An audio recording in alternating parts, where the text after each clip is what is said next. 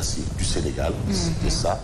Et Ndiaye Doss a fait ce qu'il devait faire, très bien, et bien même d'ailleurs, bien et très bien d'ailleurs, si on se réfère un peu à ce que nous livrent les parutions et les témoignages. Ça a été un coup dur pour moi. L'homme, je l'ai connu quand même. On a partagé beaucoup de moments ensemble. D'ailleurs, j'ai l'impression que nos destins, apparemment, se sont toujours croisés. Lui à Oxygène Pikine, centre Pikine, moi à Sud FM banlieue Pikine, là où j'ai démarré mes humanités bien entendu. Son épouse qui est actuellement en Espagne à Sud FM banlieue, Aïda Gadiaga, que j'ai connue. D'ailleurs, je disais souvent à Ndiaye Doss, tu sais, il a fallu d'une fraction de seconde que ton premier fils naisse dans le studio. Et il savait de quoi. Je le lui rappelais quand on se chahutait. Il me disait, tu n'es qu'un Gabonais. Je dis oui, mais il a fallu une poignée de secondes que ton premier fils naisse dans un studio radio. Donc c'était ça un peu notre façon d'échanger. Et voilà, on se retrouve à Walfadjri encore. Et il a toujours été d'un apport important. Il me donnait beaucoup de conseils. Il le donnait à tout le monde. Absolument. Et je retiens un jour où je me suis permis de faire le direct d'un match envoyé par Adama Kandé. Voilà. Le direct d'un match, c'était le dernier derby J.A. Diaraf au stade de l'Amitié. Alors j'ai fait le direct du match. Un match de football, tout un match. Et à mon retour, il me dit non. En fait, quand tu commentes un match, dès que la balle approche les camps, on le sent. Parce que tu sais le relayer, tu l'expliques bien. Et quand un joueur marque un but, vraiment, tu fais vibrer aux gens le but. C'était 2 buts partout, le score final. Donc je garde ça et je rappelle aussi, mais c'est grâce à Ndiaye Doss, grâce à Ndiaye Doss que je me suis retrouvé à des médias. Ah bon? Ah oui. Ah oui. C'est Ndiaye Doss qui est venu, qui a discuté avec moi et qui m'a parlé des opportunités de ce groupe. Et j'ai été convaincu, les yeux fermés. Il m'a même ébloui, je ne sais pas. C'est après qu'il soit parti, je dis, mais Ndiaye Doss, qu'est-ce qu'il me racontait alors que j'avais déjà... C'est grâce à Ndiaye Doss. C'est pour dire que nous, en fait, on avait des destins qui se croisaient de temps en temps, et très souvent d'ailleurs. Donc c'est important pour nous quand même de souhaiter les condoléances du groupe des médias à la famille. Nous, travailleurs, nos condoléances à notre patron Bougane Gueye Dany, qui a aussi fait ses humanités avec Ndiaye Doss. Oui, il en a beaucoup fait quand même. Voilà. Donc c'est pour dire ce que ça veut, ça veut dire ce que ça veut dire. Donc on peut retenir ça. C'est quand même dur, c'est triste. Et c'est la volonté divine. C'est le rendez-vous avec Dieu. Et quand on prend rendez-vous avec Dieu, on ne le manque jamais. Donc il a au moins participé au développement de son pays, au plan de la démocratie. Parce que c'est un investissement, la démocratie. C'est ce que je dis, les journaux et autres, la presse, c'est un travail de la démocratie. Et qui n'avait vraiment pas peur de dire ce qu'il pense. Absolument, ça c'est son courage, il avait un courage légendaire. Et c'est ce qui... il imposait de l'admiration. Et vraiment, tout ce que je peux dire à Ndiaye Doss, où qu'il soit, je dirais quand même good job, good job, good job. Merci à Fabrice, merci beaucoup. Ces mots sont quand même très très touchants. Moi je n'ai pas les mots malheureusement, mais nous disons que nos condoléances à cette famille, notre famille en tout cas, cette famille éplorée à Ndiaye Doss. Alors Fabrice, on va quand même démarrer cette matinale, l'apparition avec bien sûr la tribune en attendant que Mame Sidi s'affaire un peu pour mettre un peu de l'ordre au niveau de l'évolution technologique. Parce que vraiment, il faut être dedans ou ne pas être dedans. Et quand on n'est pas dedans, on est absent. Voilà. Bonjour, qui n'avance pas, recule. Non, même s'il dit bonjour, on dit bonjour, bonjour. La réponse de bonjour, c'est pas ça. Bon, mais quand même, il faut saluer le travail de Mame Sidi qui essaie on aura l'honneur de vous le présenter un jour. C'est un petit homme, hein? Non, avec beaucoup de rasta. Avec beaucoup de rasta. Et Mame Sidi aussi est concerné par le rappel à Dieu de Ndiaye Doss. Oui. Voilà, et c'est important. Alors, Mame Sidi, il faut que tu sois sûr que tous les journaux soient là. Voilà, tout à bene. Very good. Alors, moi, je vais changer de cimetière pour être mieux enterré, c'est vrai. Alors, on va faire la lecture des parutions, le temps que Mame Sidi retrouve sa régie, parce qu'apparemment, vous êtes là, Merci, il a retrouvé sa régie. Et vous êtes alors, là. Voilà, on va changer de coin et aussi essayer de voir, parce que l'actualité, c'est bien entendu le coronavirus. Mais oui, qui ne plus cesse, ça monte et plus il y a des mesures pour corser l'addition. Oui, parce qu'à faire du bon, comme les gens veulent faire de corser l'addition.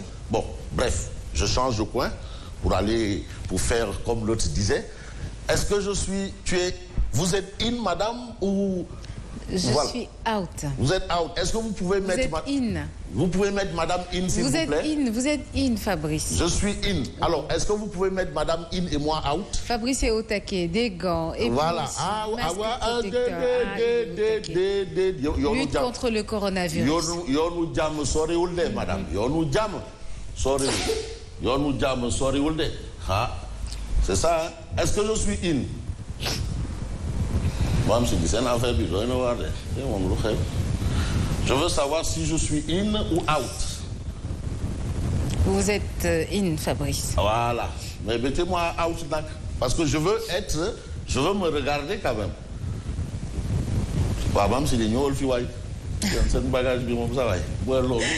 C'est la nouvelle technologie.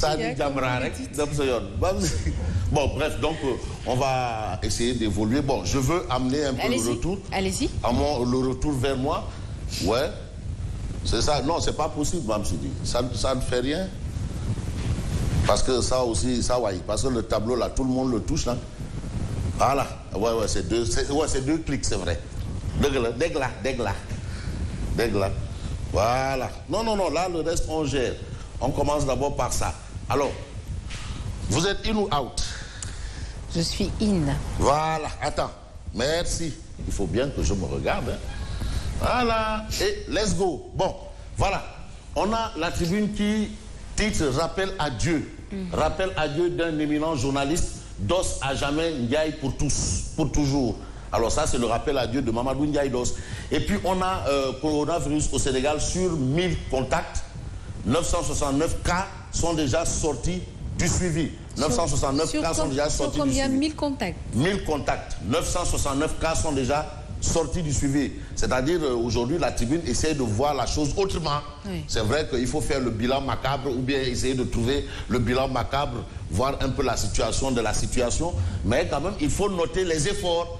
En fait, la tribune s'arrête sur les efforts. Alors, on retient 11 nouveaux cas confirmés. La BCAO dégaine 4750 milliards par semaine. Lui-et-moi aux urgences. Donc ça, ce sont les informations, bien entendu, de ce matin à la une de la tribune. On prend par exemple quel journal? On va s'intéresser au journal Critique. Alors, Critique ce matin fait quoi? Alors, Critique nous dit 62 cas alertant la quarantaine obligatoire. C'est le débat qui est posé. On parle de confinement, on parle de quarantaine. Thiès, Saint-Louis, Ziguinchor, les nouvelles cibles du coronavirus. Et on parle de cas communautaires. Oui. Cas communautaire, ça veut dire quoi? Cas communautaire, eh bien c'est des cas que personne ne maîtrise. Où est-ce qu'ils l'ont attrapé? Comment ils l'ont attrapé? C'est simple, retenons tout simplement que le coronavirus est là. Il ne faut pas chercher midi à 14h. Il est là, il est dans l'air, il est dans le feu. Pour ne Vous pas voyez comment Fabrice, cela montre que le coronavirus est là. Il est là, parce que le tableau là, tout le monde le touche. Hein. Il est dans l'air, il est dans l'eau. On vous demande même de ne plus toucher les poignets, mais d'ouvrir les portes avec les coudes. Il faut ouvrir les portes avec les coudes. Ah oui, même les téléphones portables. Oui. Vous ouvrez les portes avec les coudes et entre autres. Ça, ce sont des mesures. Il faut prendre toutes les mesures. Les téléphones portables ont toujours été porteurs de bactéries. Absolument. Donc, il faut prendre toutes les mesures possibles. Parce que quoi qu'on dise, l'ennemi est invisible. Un ennemi invisible, il peut venir de n'importe où. Tout à fait. N'est-ce pas? Voilà. Donc, on a ça, la quarantaine obligatoire. Et là, on va s'intéresser à quel journal? Intéressons-nous par exemple à notre tribune, on l'a déjà eu. Alors, on a l'Astre de Anne. L'Astre de Anne. Voilà. Aucune tolérance ne doit être permise. Ah oui, l'heure est grave. Il faut se dire la vérité. Non, vous dites que bon est réel. Disons-nous la vérité. Voilà. Aucune tolérance ne doit être permise. Mais on va prendre aussi le ministre Ombo, le ministre de la Santé. Parce que c'est lui qui est le chef d'état-major général des forces de lutte contre le coronavirus. Le maréchal, il est au palais. De temps en temps, il convoque le général pour dire où en sommes-nous. Voilà, et le général fait le point et le plan de guerre. Mais le maréchal est au palais. C'est lui le chef d'état-major général et entre autres. Donc on n'a aucune tolérance ne doit être permise. C'est ce que Diouf Sarr a dit. Quand on dit ça, c'est la loi. Ça veut dire que ni Massamba, ni Mademba, ni Gor Ngalangue ou Pathé Diop, tout le monde pareil, qui fait une dérive, ciao Sakhir. Bon, d'accord. Diouf Sarr, Malefan. Non, Diouf Sarr, non, Gorial, quoi. Comme c'est le cas, comme aucune tolérance ne doit être permise, on s'intéresse à Direct News. Alors, posture paradoxale de Boun Abdallah. Voilà, aucune tolérance ne doit être permis. C'est ce que Boum, comment il s'appelle, le ministre de la Santé. Abdoulaye Diouf Sarr. Il a dit aucune tolérance ne doit être permis. Voilà, alors, posture paradoxale de Boun Abdallah, il arrête 2 imams à Dakar et va prier à Touba. Bon, aucune tolérance ne doit être permise.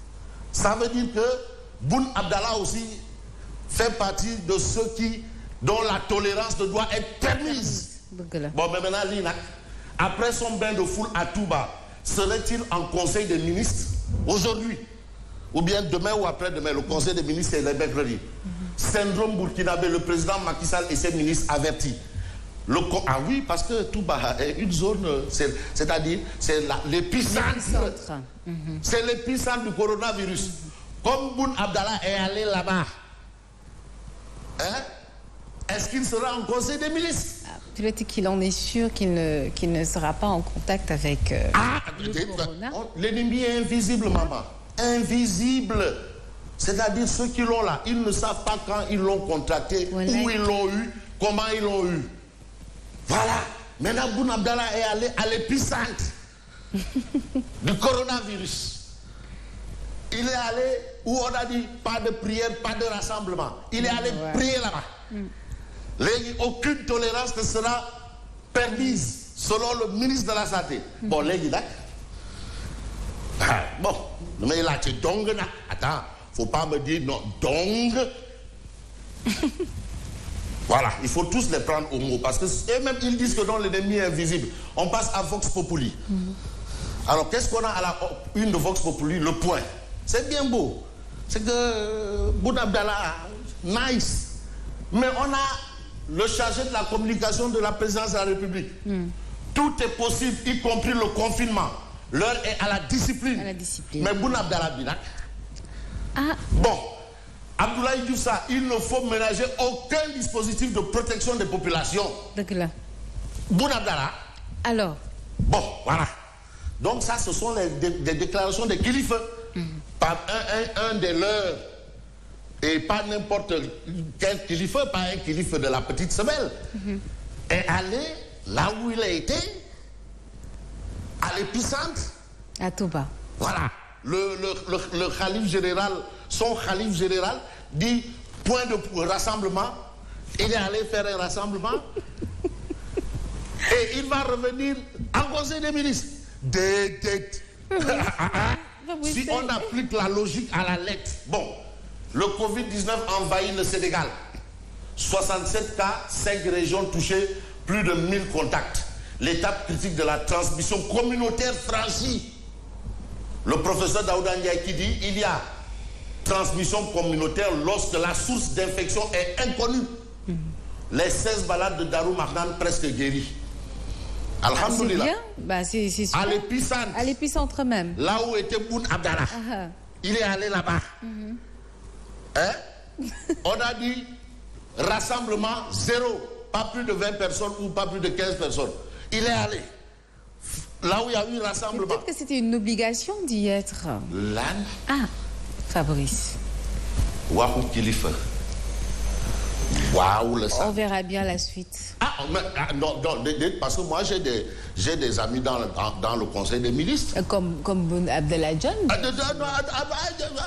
J'ai des amis là-bas. Qui va sans doute vous envoyer un message pour vous dire mais Fabrice, qu'est-ce qui se passe? Mon cousin, je ne veux pas que mon cousin Matarba soit aussi exposé. Ah non, si Boun Abdallah est là, je demande à mon cousin Matar, reste, Matar. Donc mon cousin, Mamadou Makhtar Cissé, mais et autres, Macky Sall, c'est donc mon vous ami. leur demandez de ne pas se mélanger à Mahamadou Boun Abdallah, quoi. Mais Macky c'est mon ami. Boun, qu'il soit mis en quarantaine, qu'il n'entre pas dans la salle du conseil des bisous. Wóorul, il était à l'épicentre. Waouh. Bon. Non. Bon, on a quel titre? L'As quotidien pour terminer. Plan national de riposte contre le Covid-19, Macky en rôle d'opposition. Il dit Sonko et Khalifa attendus au palais demain. Lamine Diallo, Tekitaru, Sénégal. Cheikh Bamba Gueye, pas encore décidé. Ils attendent. Que retient-on aussi à la une de l'As quotidien? Le coronavirus perce dans 5 régions. Le coronavirus tue. Restez chez vous. Attention. Et là, donc, vraiment, il faut rester chez vous. Il faut cesser de le dire. Restez chez vous. Par exemple, le journal Enquête. Restez chez vous. Libération. Restez chez vous. D'où l'importance du confinement ou bien même du... Ah non, c'est terminé. Tu as même vu le professeur Marie-Théo Niane. Il a fait délivrer un message en 3 langues. Wolof, français, poulard. Dans sa maison. Plus que... Non, au moins, il est confiné. Mais le chargé, le chef du protocole de Abdoulaye Diouf Sarr, il rentre de Tunisie et il reste chez lui. Wow.